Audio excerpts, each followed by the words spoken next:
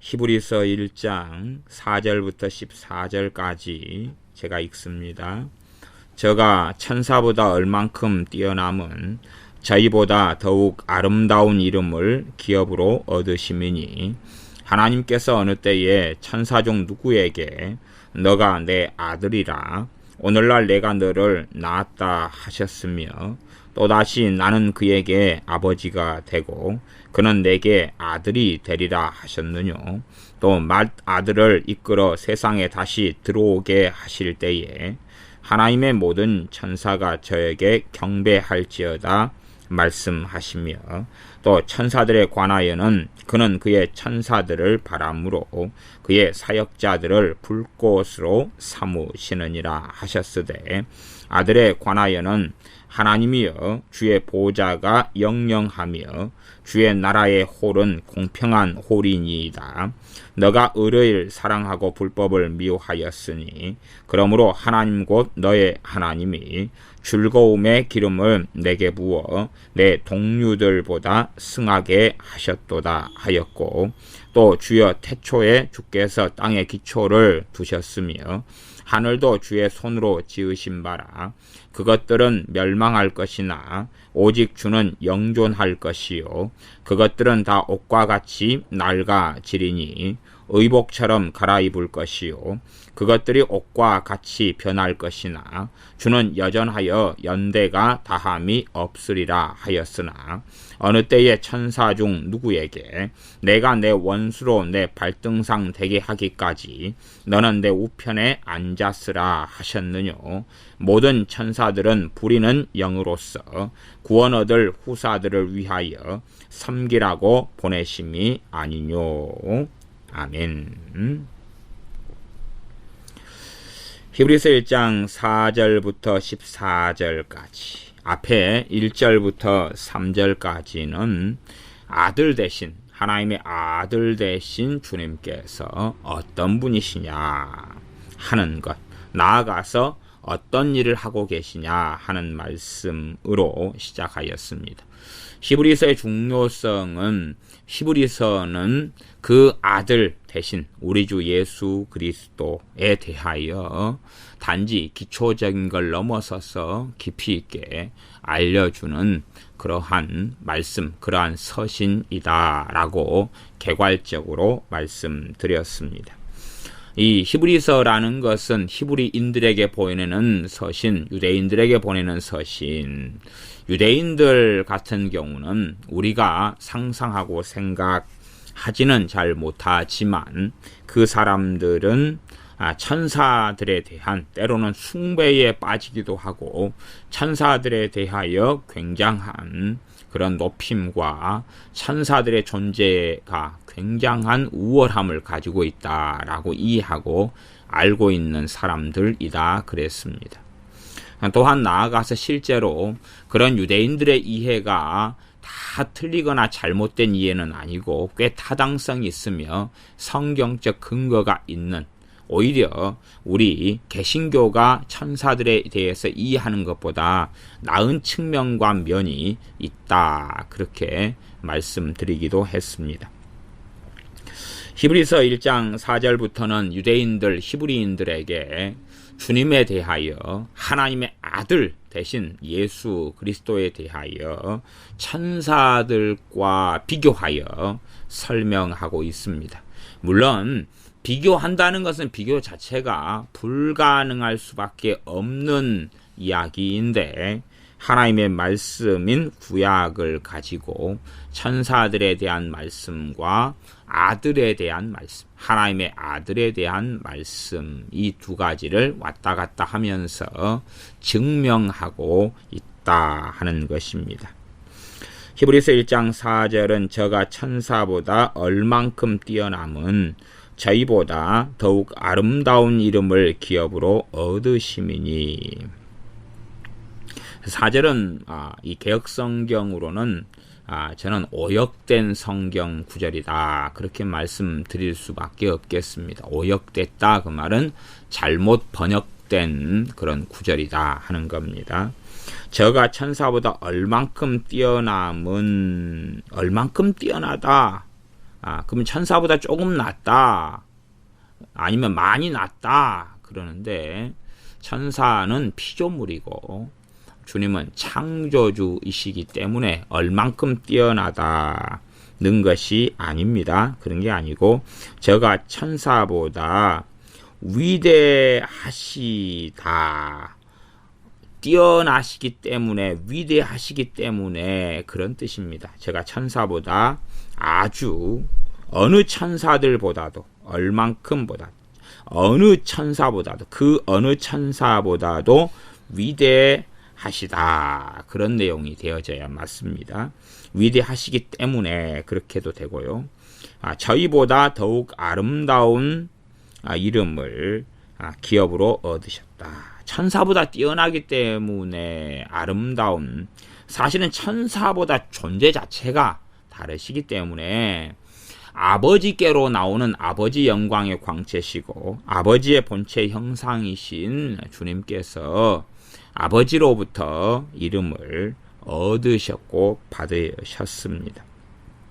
그래서 제가 일상적인 번역 가운데 하나인 쉬운 성경 번역을 제가 읽어드리면, 이 번역도 뭐 괜찮게 된 번역이어서 제가 쉬운 성경 번역으로 읽어드리면, 그분은 그 어느 천사보다도 위대하시기 때문에 하나님께서는 그에게 천사들보다 더 뛰어난 이름을 주셨습니다. 이런 번역. 이 정도 되면은 뭐 평범한 번역이 됩니다. 개역 성경의 오역보다는 훨씬 나은 번역이다. 그렇게 말할 수 있습니다.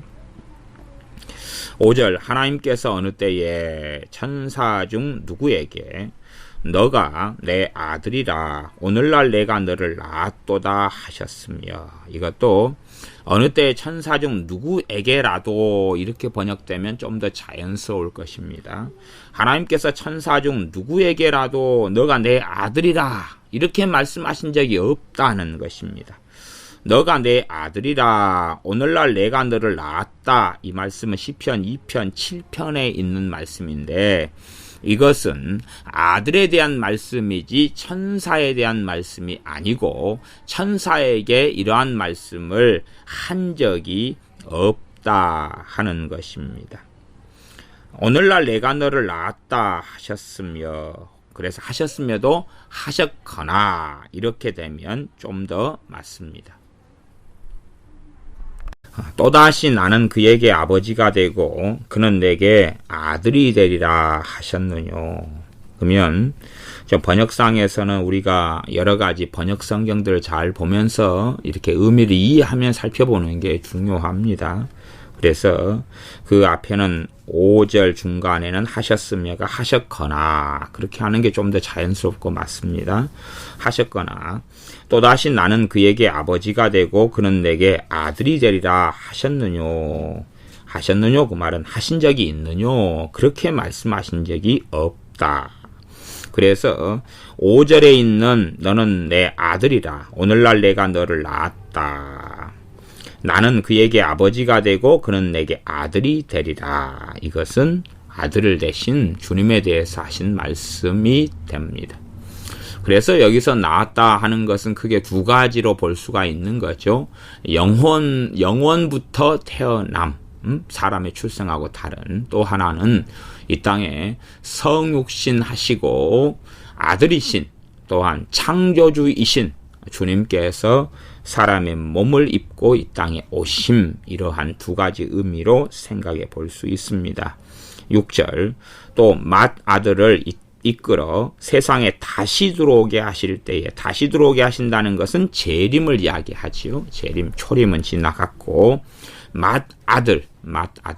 그래서 주님을 통하여 초림의 주님, 초림하신 주님의 십자가를 통하여, 그분의 대속을 통하여, 그분의 피를 통하여, 그분의 사역을 통하여, 예수님의 사역을 통하여 하나님의 자녀가 된 사람들이 많기 때문에, 또한 점점 또한 하나님의 자녀가 되기 때문에 우리 주님에 대하여 맏아들이라 이렇게 표현했습니다. 그 맏아들을 이끌어 세상에 다시 들어오게 하실 때에, 하나님의 시간표, 하나님의 때에, 재림은 우리 주님의 뜻보다 아버지의 뜻에 의하여 이루어집니다. 이 땅에 주님의 재림이 이루어지는 건 아버지께서, 그것은 구원에 대한 계획, 또한 이 땅에 이제는 새 하늘과 새 땅, 심판을 통한 이 땅의 역사의 정리, 그런 것은 아버지께서 행하시는데, 아버지께서 아들을 이끌어 세상에 다시 들어오게 하실 때에 하나님의 모든 천사가 저에게 경배할지어다 말씀하시며 그 말은 말씀하셨다 그 말입니다. 하나님의 모든 천사가 저에게 경배할지어다 그렇게 말씀하셨다. 그건 신명기 32장 43절에 있는 말씀이 되겠습니다. 물론 이렇게 히브리서의 말씀을 인용할 때에는 장절은 당시에도 없었을 뿐만 아니라 사람이 편리상 후대에 만든 거기 때문에 어느 성경이다 하는 언급도 없을 뿐만 아니라 장절 구분도 당연히 그렇게 없습니다. 그렇게 유대인들이 이제 이 말씀을 히브리서를 듣고 읽을 때에 그들이 익숙했던 말씀들이 어디가 있는 거구나. 우리가 자주 시편으로 찬양했는데 그 시편 가운데 있는 말씀이구나 하는 인식들을 하면서 그렇게 말씀을 히브리서를 보거나 듣게 되었고 또 될 것입니다. 어떤 면에서는 마지막 때의 유대인들이 주님께 돌아오는데 저 개인적으로는 결정적인 역할을 할 성경이 히브리서다. 저는 그렇게 믿습니다. 예수님을 제대로 믿지 않거나 안 믿거나 믿는데 좀 이상하게 믿거나 하는 사람들 혹은 우리 그리스도인들에게도 꼭 필요한 성경이 히브리서가 되지요. 주님에 대한 피상적인 이해, 수박 거달기적인 이해에서 주님을 깊이 있게 알 수 있도록 하나님의 말씀인 구약과 또 나아가서 하나님께로부터는 계시와 메시지를 통하여서 우리에게 주님에 대하여 깊이 있게 알려주는 그러한 서신서가 히브리서가 되어집니다. 신명기 32장 43절인 하나님의 모든 천사가 저에게 경배할지어다 이렇게 말씀하셨다. 그리고 이 말씀은 주님의 재림 때에 이루어질 말씀이다 하는 것입니다. 그렇기 때문에 천사가 경배해야 될 대상이 아들이시지 천사하고 동등되거나 그보다 못한 것이 결코 될 수가 없지요. 동격에서는 경배를 받을 수 없습니다. 심지어는 똑같은 사람이 부모가 자식에게서라도 경배를 받을 수도 없고 이 세상 임금이 사람에게서 백성에게 경배를 받을 수도 없습니다. 경배는 오직 하나님만이 받으실 수 있는데 아들께서는 하나님의 본체시며 하나님의 영광이시며 하나님이시기 때문에 천사들에게 경배를 받으셔야 하며 또한 받으신다라고 말씀되어 있습니다. 히브리서 1장 7절 또 천사들에 관하여는 그는 그의 천사들을 바람으로 그의 사역자들을 불꽃으로 삼으시느니라 하셨으되 시편 104편 4절 말씀이지요. 그는 그의 천사들을 바람으로 그의 사역자들을 불꽃으로 삼으신다.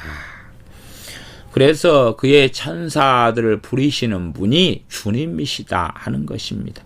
주님이 그의 천사들의 경배를 받으시며 그의 천사들을 사역자로 바람으로 삼으셔서 일하시는 분이 주님이시지 천사와 동등하거나 비기거나 하는 그러한 존재가 아들 대신 주 예수님이 아니시다 하는 말씀입니다. 8절에 아들에 관하여는 아들에 대한 말씀은 이렇다. 시편 45편 6절 7절에 있는 말씀이죠. 아들에 관하여는 이게 아들에 대한 말씀이다. 하나님이여 주의 보호자가 영영하며 하나님께 기도하는 것이죠. 하나님의 주의 보호자가 영영하며 여기서 주는 아들을 이야기합니다. 주님 대신 아들을 이야기하죠. 주의 보좌가 영영하며 주의 나라의 홀은 공평한 홀이니이다. 왕이 들고 있는 것을 홀이라 그럽니다. 권세의 상징이고 그것으로 재판을 하기도 하고 명령하기도 하고 어떤 법령을 만들어 시행하기도 합니다. 말하자면 재판관이 재판을 마감하거나 판결을 내릴 때에 망치로 땅 두들면서 사용하는 그런 기능을 기본적으로 가지고 있는 게 홀이다. 그렇게 말할 수 있겠지요. 우리가 에스더서에 보면 그 황후 에스더라도 왕에게 나아갈 때 왕에게 홀을 내밀매 입을 맞추어서 살았다 그러지요. 그런 것과 그런 걸 연결해 생각하면 알 수 있습니다. 너가 의를 사랑하고 불법을 미워하였으니 그러므로 하나님 곧 너의 하나님이 즐거움의 기름을 내게 부어 내 동류들보다 승하게 하셨도다. 9절 같은 경우는 이제 어떤 면에서는 우리가 인간적으로 생각할 때는 이게 주님께서 사람 가운데 나셨다 그런 의미로 생각할 수 있는 낮은 구절같이 보이는데 사실은 그것하고는 다른 주님께서 이 땅에 오셔서 하신 사역에 대한 그런 말씀이 되기도 합니다. 주님께서 사람의 죄짐을 짊어지고 사람의 모양, 사람의 형체, 사람의 몸을 가지고 이 땅에 오셔서 사역하실 때에 의를 사랑하고 불법을 미워하는 그러한 길을 주님이 걸어가셨고 그래서 그러기 때문에 하나님께서 즐거움의 기름을 부으셨다는 것입니다. 그래서 히브리서는 출발점이 어떤 출발점이냐 그러면 히브리서의 출발점은 그분이 태초의 창조주이시며 그분은 하나님의 아들이시며 그분은 살아계신 하나님이라는 출발점에서 출발합니다. 그 다음에 이제 주님께서 사람 되심을 증거합니다. 주님의 성육신, 사람의 몸을 입고 이 땅에 오신 사역에 대한 이야기를 깊이 있게 합니다. 하나님은 태초부터 예수 그리스도는 태초부터 하나님이셨습니다. 하나님의 아들로 존재해 오셨고 그 아들을 통하여서 아버지 하나님께서 천지를 창조하셨습니다. 말하자면 아버지가 천지의 창조주이시며 아들이 또한 창조주이시며 아버지께서 아들을 통하여 이 땅을 창조하셨습니다.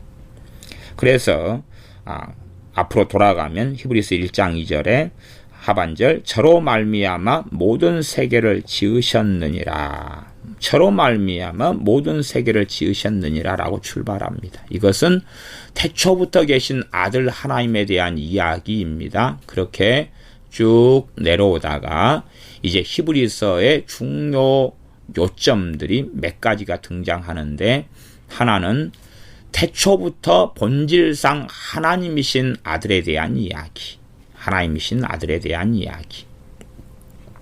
또한 두 번째 요소는 사람이 되신 아들에 대한 이야기, 사람이 되신 아들에 대한 이야기, 하나님으로서 행하시는 사역과 그 분에 대한 말씀, 또한 그분이 사람으로서 행하신 아들께서 인카네이션, 사람 되셔서 행하신 사역에 대한 이야기, 이 두 가지 이야기는 히브리서에서 계속 이어져 가는 말씀이 되어집니다.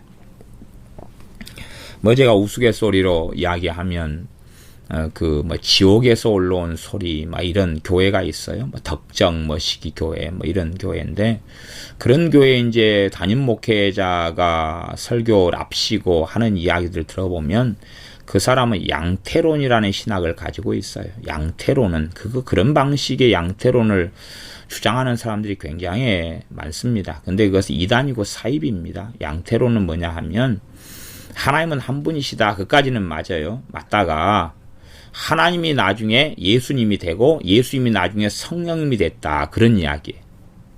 말하자면 여호와 하나님이 예수님이고 그런 이야기예요. 여호와 하나님이 예수님이고 예수님이 여호와고 예수님이 성령님이라는 이야기. 그게 양태론입니다. 그런 것을 덕정사랑교회나 그런 사람들 또 여러 꽤 유명한 사람들도 그런 이론들을 가지고 있는데 그건 이단 학설입니다. 이단 학설. 그래서 이 히브리서만 좀 보아도 그런 이단 학설이 있을 자리는 없어요. 성경을 알지 못하는 소치기 때문에 그렇습니다.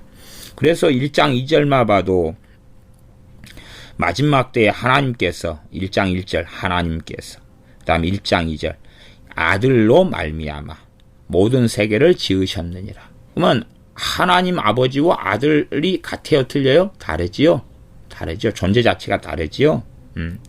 그런데 하나님 아버지가 곧 아들 하나님이다. 그렇게 되면 그 양태론이 되는 것입니다. 그런 양태론을 가지고 있는 어리석은 이단들이 많고 그에 대해서 현혹되는 어리석은 사람들이 많습니다. 그래서 그 덕정사랑교회 그 목회자의 설교를 들어보면 그런 주장을 해요.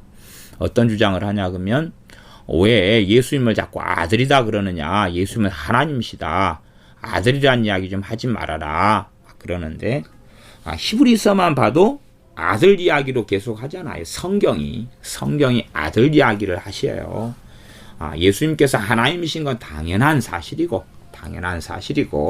그런데 아들 하나님으로서 사역, 아들 하나님으로서 아버지께 순종하여 아버지 하나님을 기쁘시게 하고 아버지 하나님께서 주신 그러한 구원을 이루고 성취하는 또한 인간들의 죄로 인한 화목제물이 되시는 그 일에 대한 성취, 그 길을 걷는 것에 대한 말씀을 하고 계시는 것입니다. 그래서 1장 9절은 주 예수님의 성육신 사건을 가지고 이야기하는 것입니다. 그래서 이 두 가지 부분 앞에서는 그분이 하나님의 영광의 광채시고 그 본체의 형상이시다. 그리고 그의 능력의 말씀으로 만물을 붙들고 계시고 죄를 정결케 하는 일을 하고 계시고 하나님 보좌 우편, 위엄의 우편에 앉아 계시다.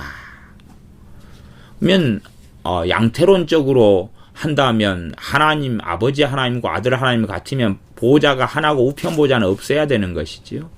그러니까 그런 말도 안 되는 이야기가 있습니다. 근데 그걸 듣고도 속아 넘어가는 사람들은 참 성경을 읽지 못하고 보지 못하고 알지 못하는, 또 그걸 주장하는 사람들은 이미 미혹의 영에 깊이 있게 사로잡힌 사람들이지요.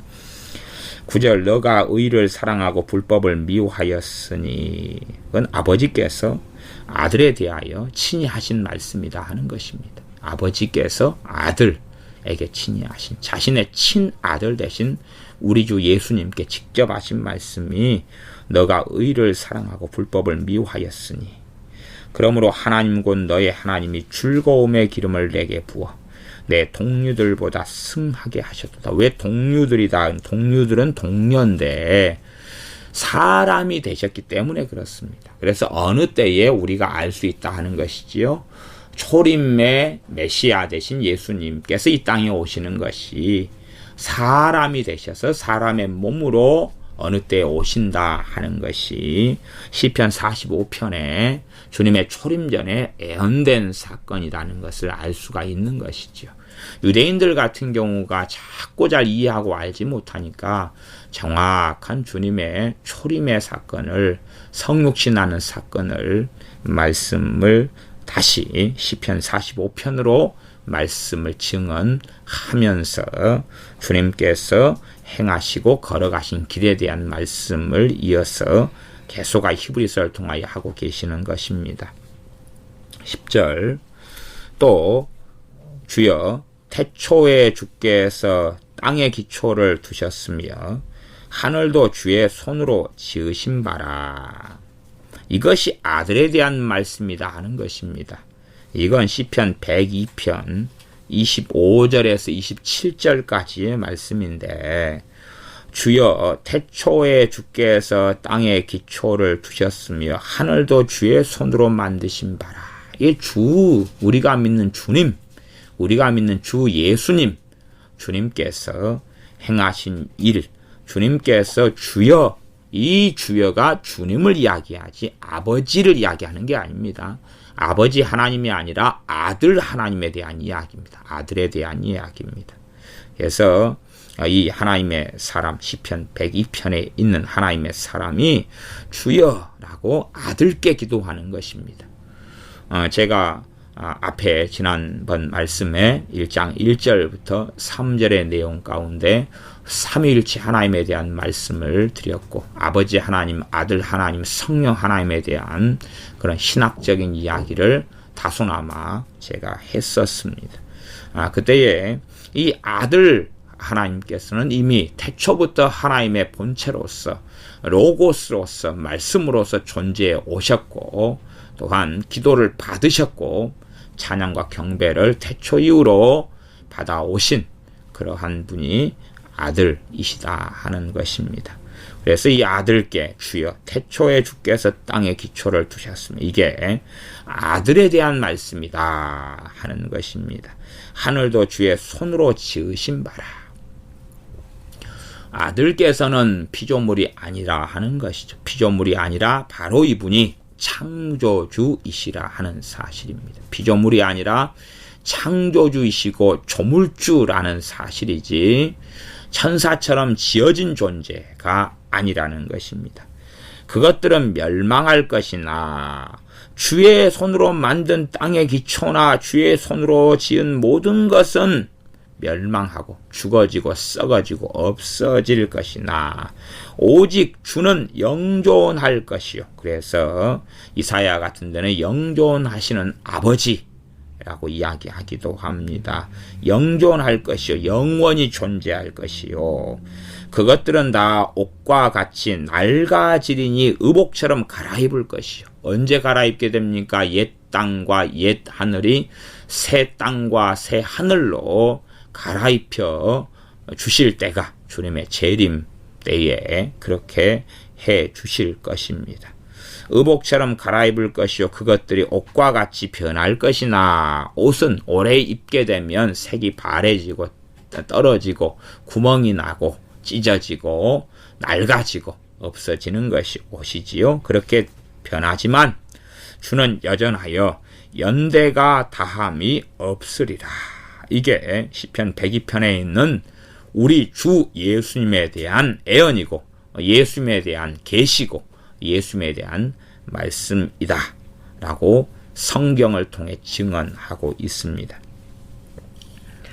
말하자면 유대인들이 믿고 있는 메시아의 탄생, 메시아께서 오실 것이다. 메시아께서 주님께서 어떤 분이시냐, 기다려야 될 메시아가 어떤 분이시냐 하는 아들에 대한 이야기로 일단은 기초를 잡습니다. 아들에 대한 이야기로, 아들의 존재에 대한 이야기로, 아들 하나님에 대한 이야기로 이 히브리인들, 유대인들에게 기초를 잡습니다.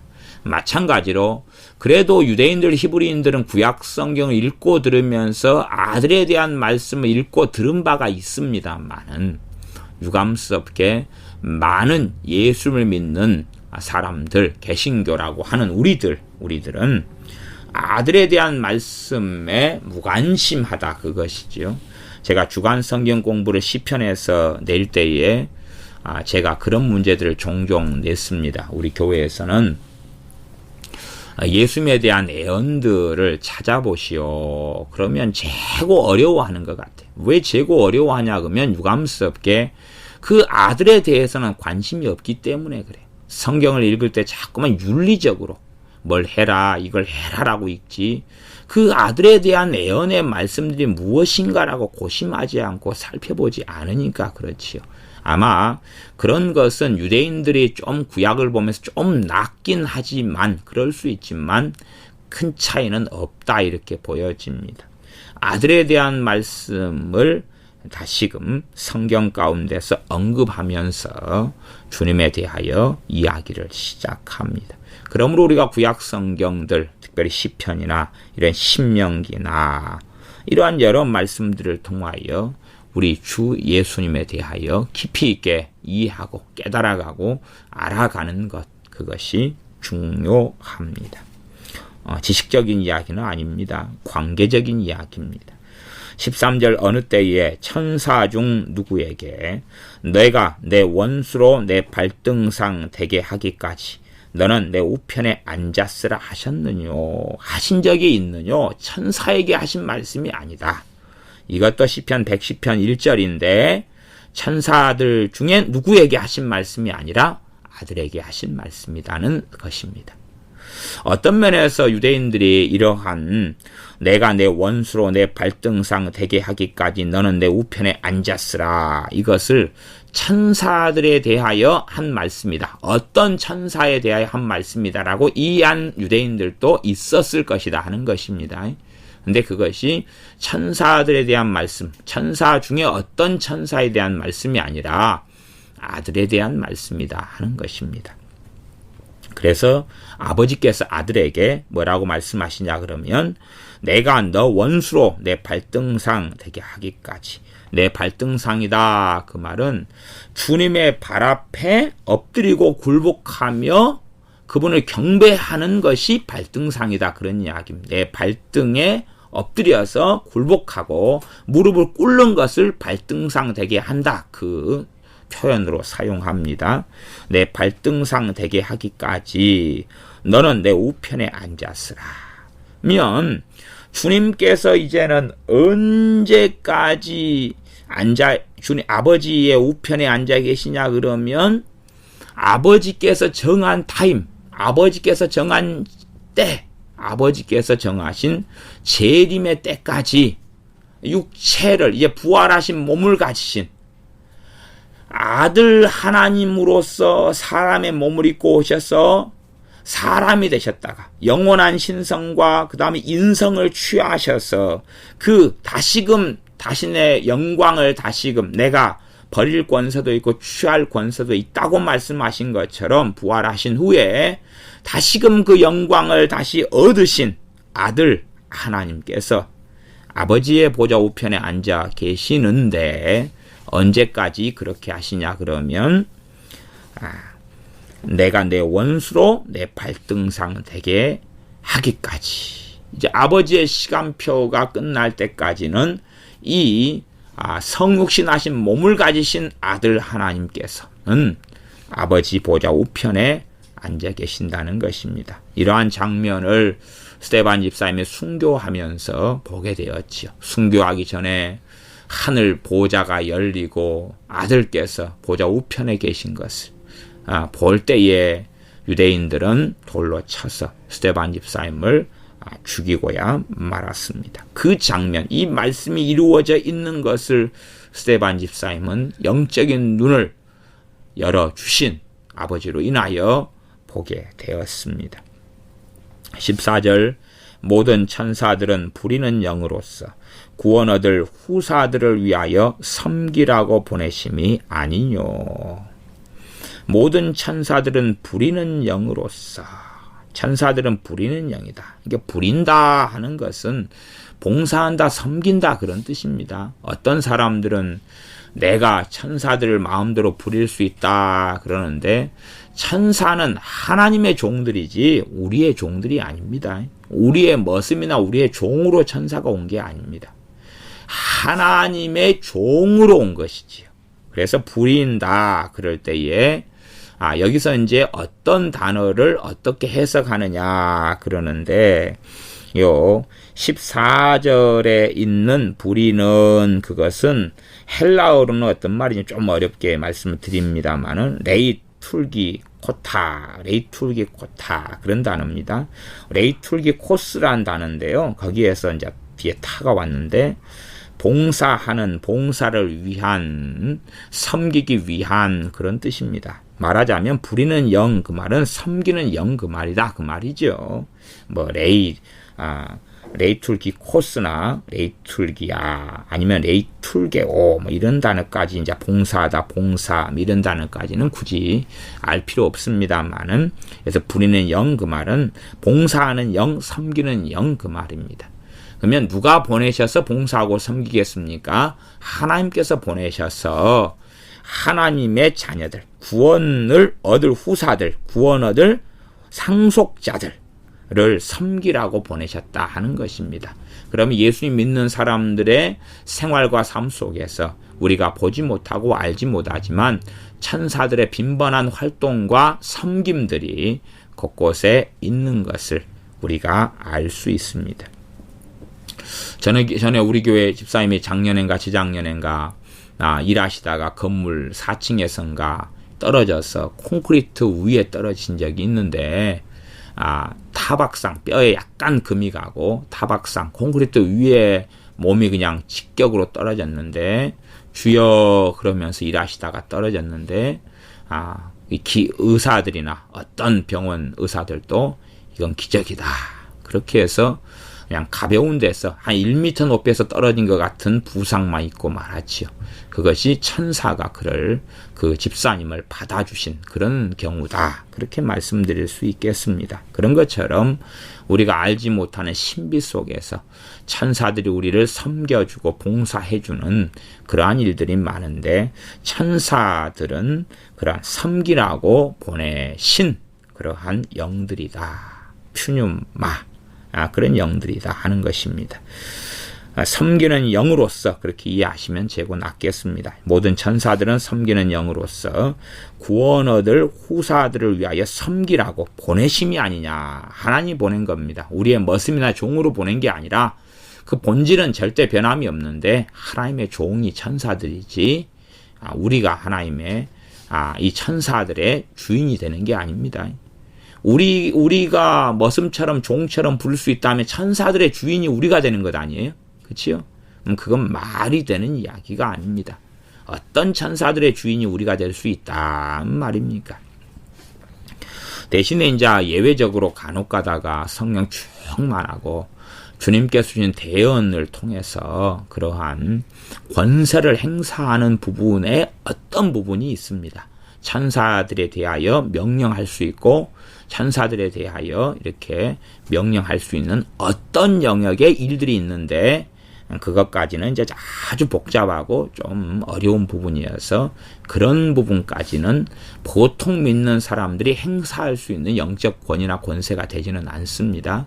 일반적으로 쓸 수 있는 문제가 아니라 정말로 주님과 가까운 사람들, 동행하는 사람들 가운데 성령의 인도하심과 역사 속에서 믿음 가운데 천사들에게 어떤 선포와 어떤 명령을 할 수 있는 그런 경우들도 예외적으로 있습니다만은 일반적으로는 우리가 천사들을 부리는 것이 아닙니다. 우리가 하나님께 기도할 때에 그 기도에 하나님 아버지께서 응답하시면 천사들을 통하여서 행하시고 일하시는 것들이 많이 있고 그리고 주님께서도 친히 증거하시기를 나를 믿는 소자의 천사가 하나님을 항상 배웁는다. 그렇게 천사들이 믿는 사람 가운데 있다는 것을 증거하신 적이 있습니다. 이렇게 히브리서 1장 4절부터 14절까지 천사들에게 하신 말씀이 아니라 다 누구에게 하신 말씀입니까? 아들에게 하신 말씀입니다. 다시 요약해서 보면 1장 5절에 내가 내 아들이라 오늘날 내가 너를 낳았도다 아들에게 하신 나는 그에게 아버지가 되고 그는 내게 아들이 되리라. 하나님의 모든 천사가 저에게 경배할지어다. 6절 7절 그는 그의 천사들을 바람으로 그의 사역자들을 불꽃으로 삼으시느니라. 8절 하나님의 주의 보좌가 영영하며 너가 의를 사랑하고 불법을 미워하였으니 9절 10절 주여 태초에 주께서 땅의 기초를 두셨으며 다 아들에 대한 말씀이고 13절 내가 내 원수로 내 발등상 되게 하기까지 너는 내 우편에 앉았으라. 전부 다 누구에게 대한 말씀이에요? 다 아들에 대한 말씀, 다 아들에 대한 말씀들이다 하는 것입니다. 이 말씀들을 통하여 아들을 알아가고 그렇게 해서 우리가 아들 대신 주 예수님을 사랑하고 아들 하나님 대신 주님께 천사들처럼 경배하며 그분을 찬양하며 그분을 노래하고 그래서 이 히브리서 2장부터는 구체적으로 이 아들 하나님이신 아들 또한 사람의 몸을 입고 오셔서 우리와 함께 고난의 여정을 걸어가신 아들 또 대제사장 되신 아들 중보자 되신 아들 하나님 우리 주 예수 그리스도에 대하여 계속하여 증거하고 있습니다. 기도하겠습니다. 아버지 하나님 우리가 히브리서 말씀을 통해서 아들 하나님 대신 우리 주 예수 그리스도에 대하여 점점점 더 깊이 알아가고 깨달아가고 주님을 사랑하고 찬양하고 경배하고 주 예수님과 동행하며 주님의 영광을 위하여 사는 우리들이 되게 도와주시옵소서. 예수님의 이름으로 기도하옵나이다. 아멘.